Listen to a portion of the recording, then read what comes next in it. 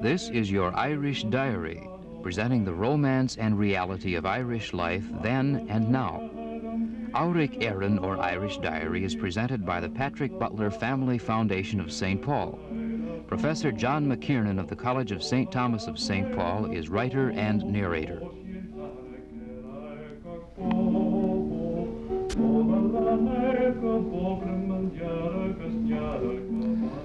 This lady is a problem. She is a problem that you will encounter along the Irish countryside if you are observant and if you get out and travel a bit, if you leave the cities behind. It's not very nice to call any lady a problem, is it?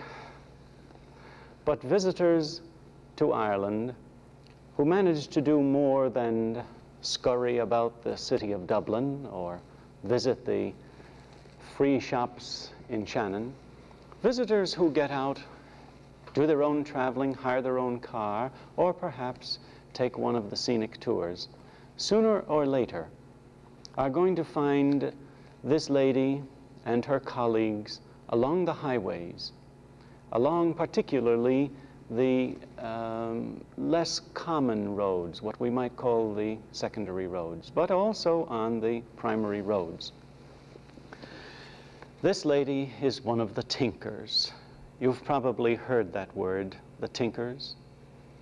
And whatever connotations may exist in your mind, you can be sure that you haven't heard all about them.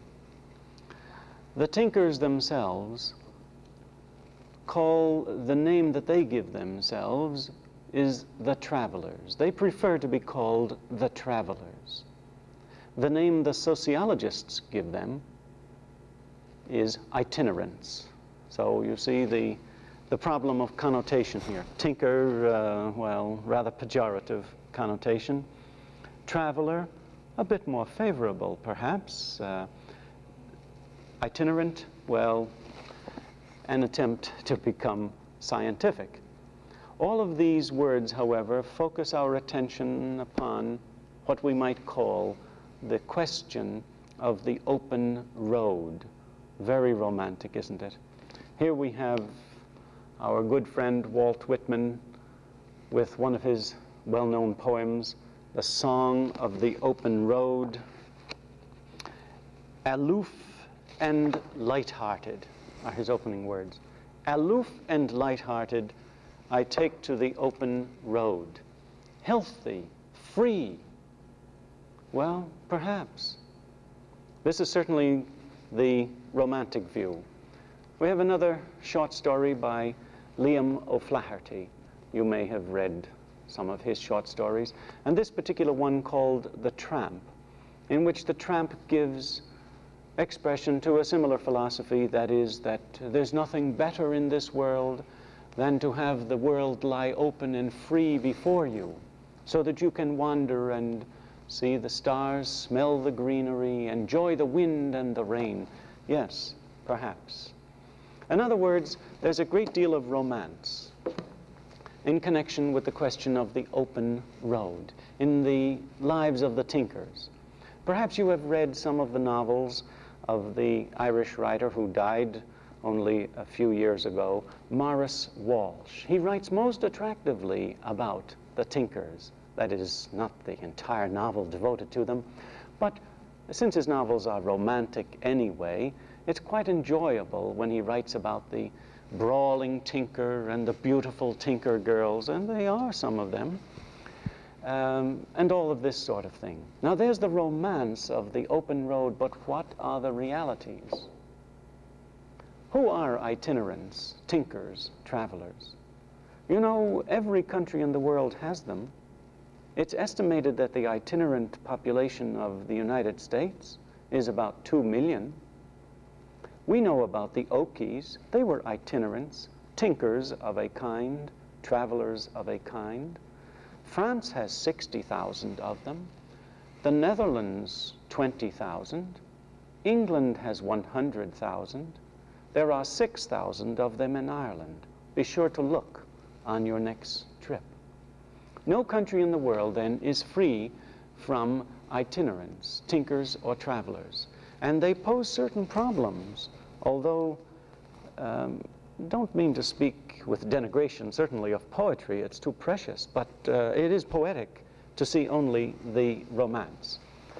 Now, most of the countries of Western Europe have tried to do something with regard to legislation to improve the lot of these people. But, of course, if some of them choose to live this way, and if you say you are operating democratically, then how far can you go in compelling people to give up their way of life? How far can you go in trying to restrict the movements and the choice of a mode of life? These are some of the problems that make the question a bit more involved than just a song of the open road. Some countries have adopted rather punitive legislation. They compel these people to register with the police, and whenever they change their locale, to report to police headquarters, and there may be reasons. I'm not quarreling with that. But most countries in Western Europe are attempting to do something to help these people, while at the same time not necessarily forcing them out of their own orbit. West Germany, for instance, England has one or two experimental centers, but the country that has done the most in Europe is the Netherlands. And recently, a committee from Ireland went to the Netherlands to study what the Netherlanders, what the Hollanders or the Dutch have done to help the tinkers or travelers in their country. It's very interesting, and this is part of the romance in Holland, that some of these people tinker by houseboat. They wander in houseboats, whereas normally in other countries they wander along the highways. Now, what have they attempted to do?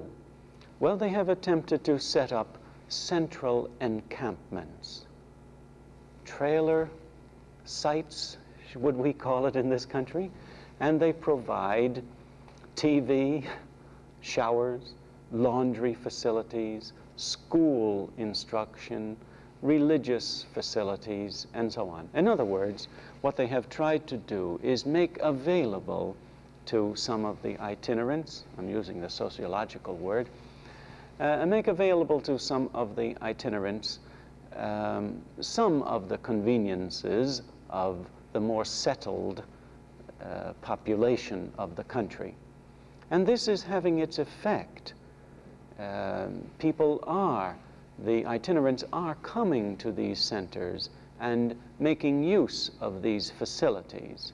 Now, what will the future be? Will this wean them away from the open road? Well, we'll have to wait and see, and we won't know that on this program.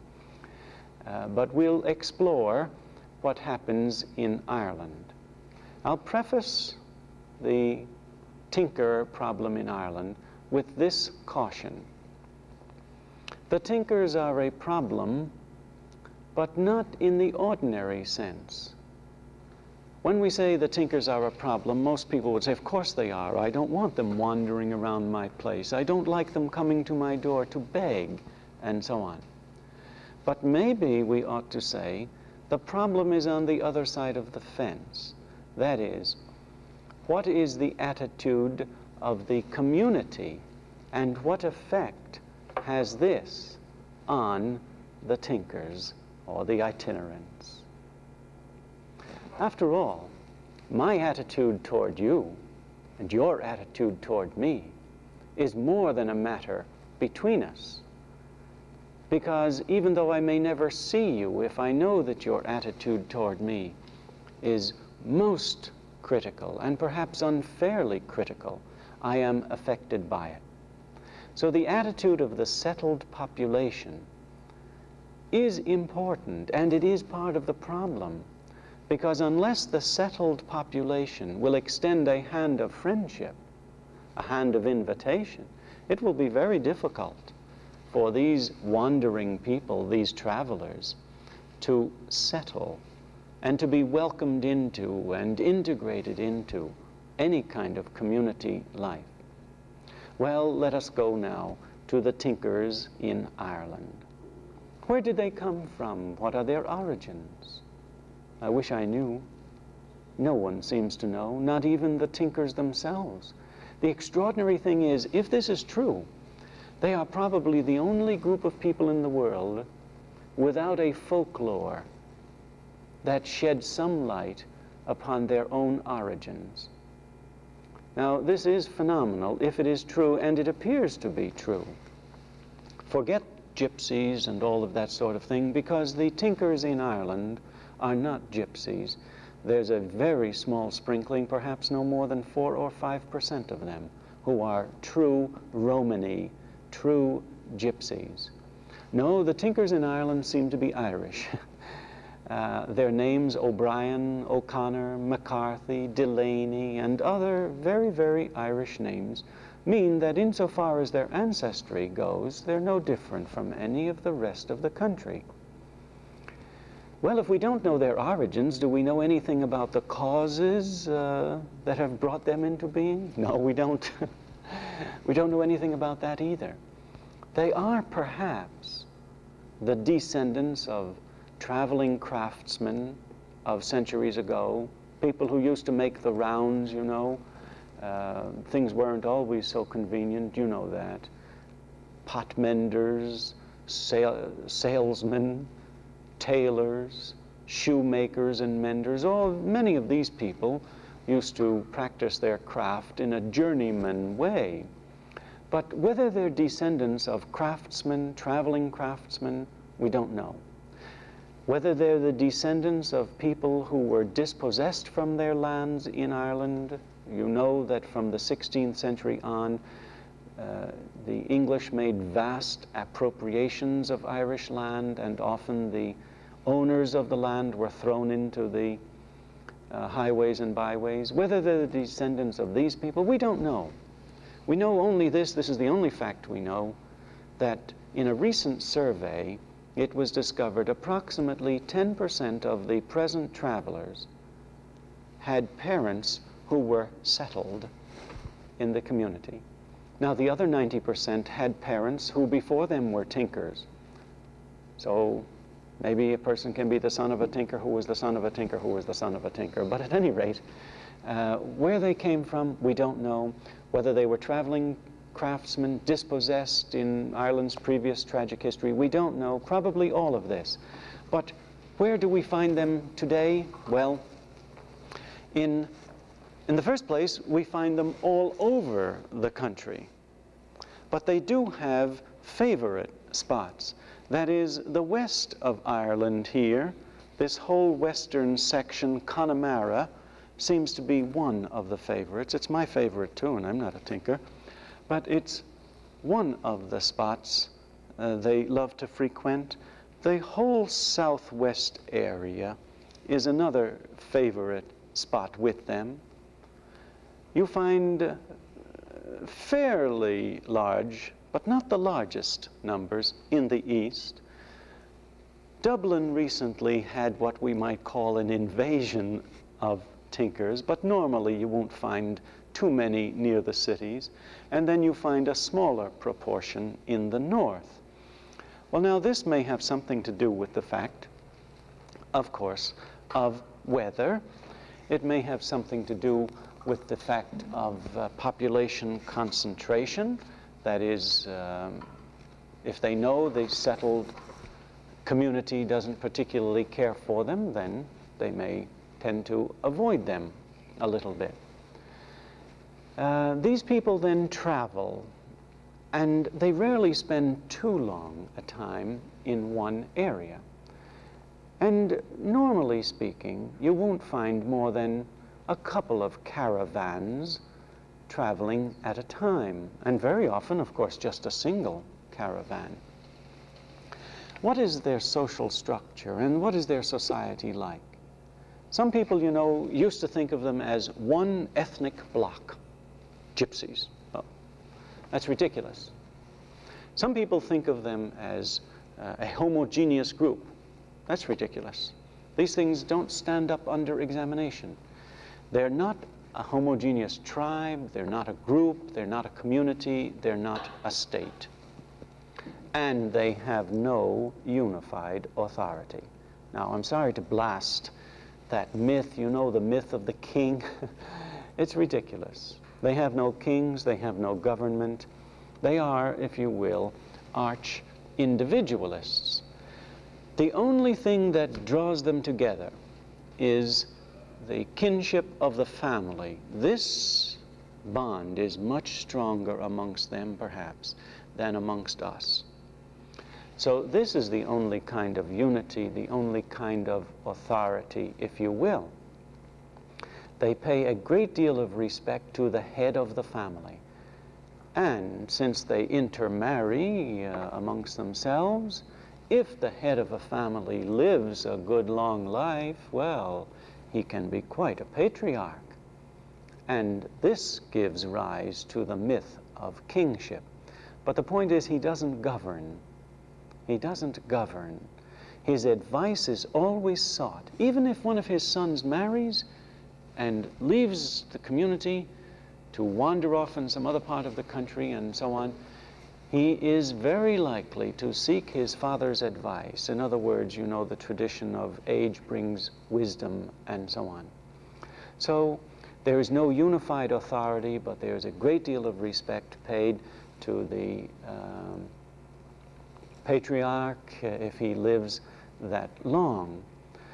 Now, the newspapers have created the idea of the kings, sometimes really with what might seem to be a legitimate foundation.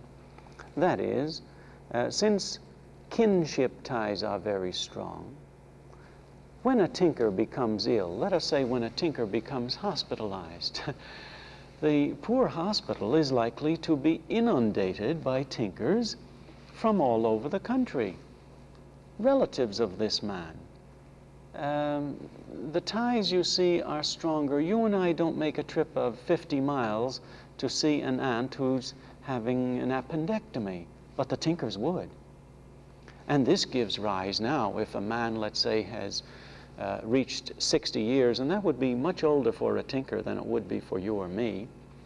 If a man has reached 60 years, and now he's hospitalized with an operation or something of this sort, he's likely to have quite a flock of visitors because his children would have married at 18 or 20, and he would have children and grandchildren in fairly significant numbers.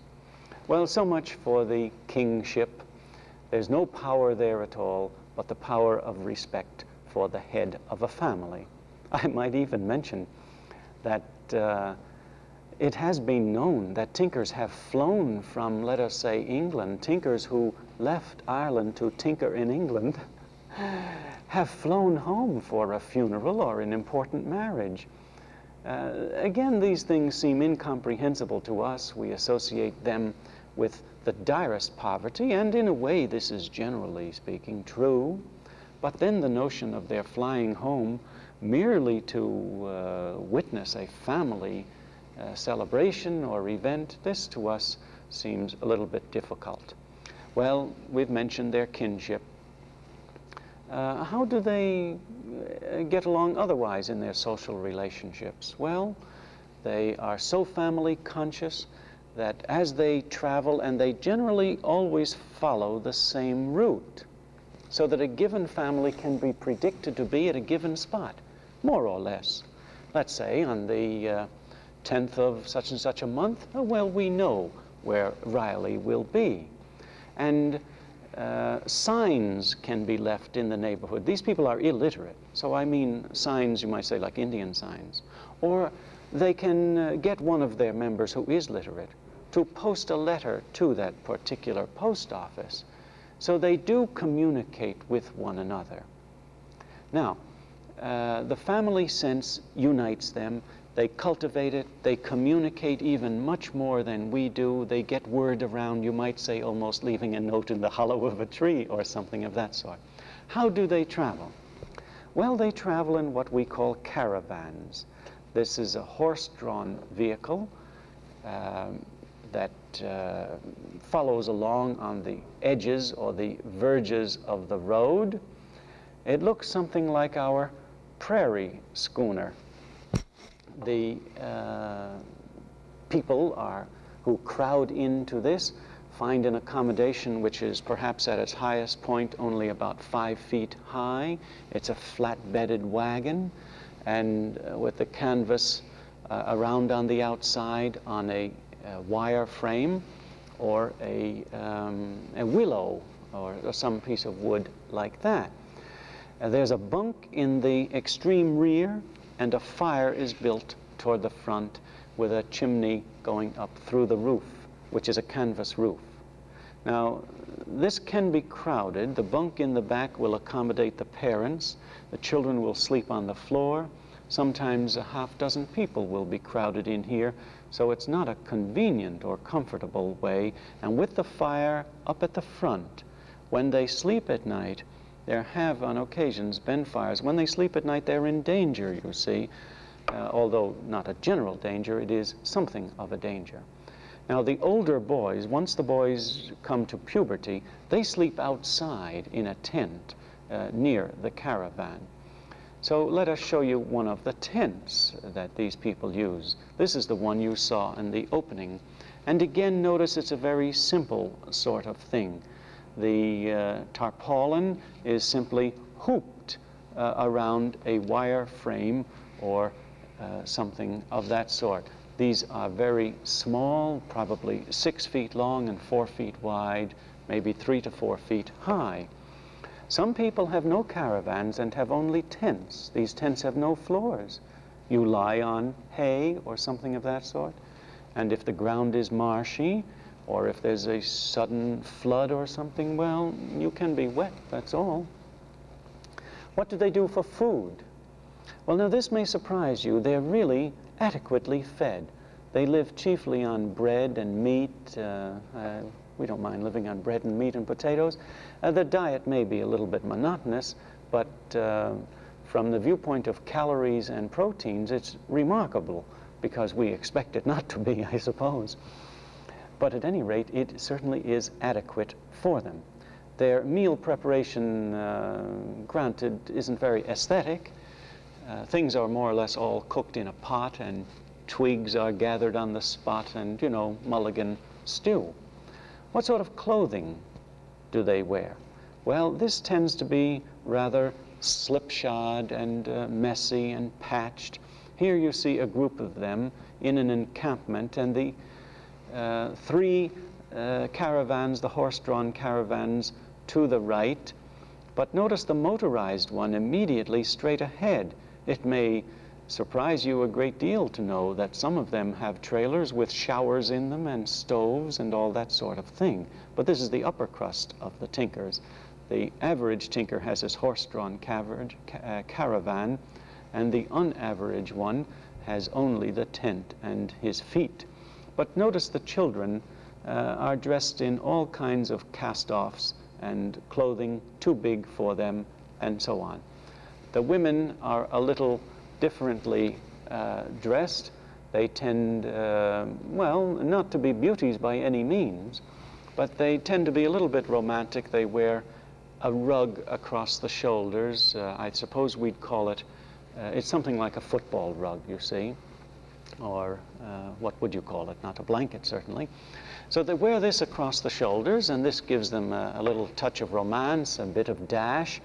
But it serves many purposes, not just to keep them warm, but the baby is carried there, you see, across the back, or the articles for which they beg, the food which they beg, all of these are carried in that shawl. Now, their encampments are not very tidy. They tend to be quite messy, to use a plain word. You see these rags and litter around there. And this, of course, is one objection that people have to these people. Things are just a bit too messy. They leave the camp cluttered up. Partly this is because some of that is wash. You see, when these women wash, they have no place to dry it but string it up all over, and a lot of their clothing is quite raggedy. So it's a bit sad in a way. Now, their encampments are, shall we say, malodorous. They don't have proper facilities. They don't have one of these central camping places for them in Ireland where they can come and do their laundry and take showers. And they don't camp close enough to the cities to be able to make use of certain public facilities there. They do, of course, often camp by a stream, and they can take their baths and they can do their wash there. Now, we oughtn't to close this program without saying something about their character, because this is what's most misunderstood. They're really a friendly, hospitable, cheerful people, except, do you remember what I said about the attitude of the community influencing them?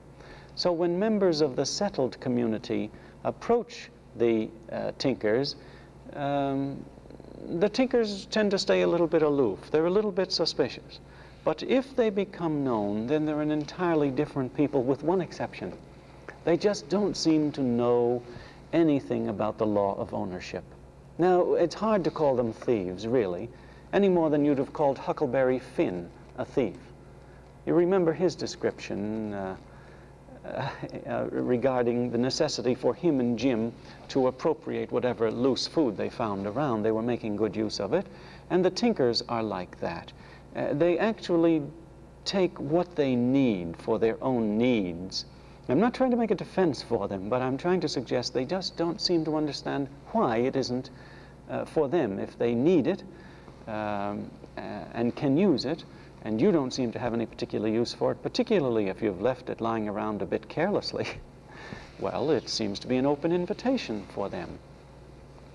But aside from that aspect of their character, we seem to expect, you know, it's a question of the ins and the outs again, I'm afraid.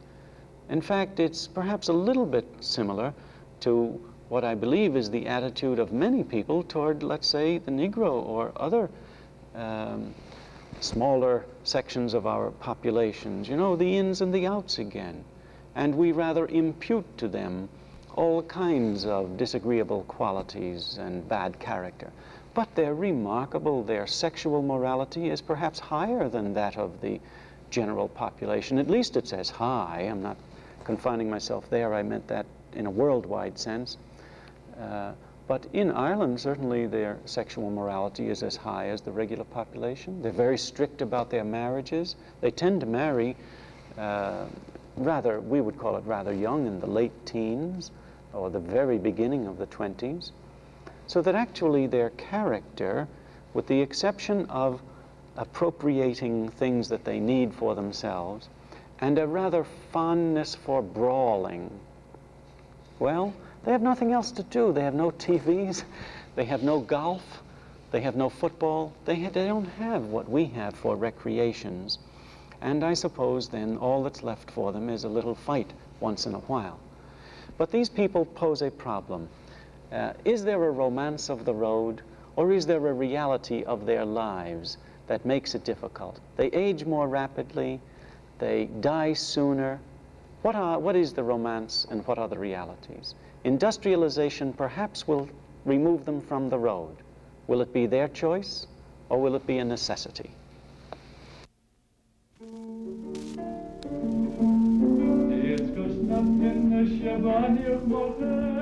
If you would like a list of suggested readings to add to your enjoyment, please send a self-addressed stamped envelope to Professor John McKiernan, College of St. Thomas, St. Paul, Minnesota.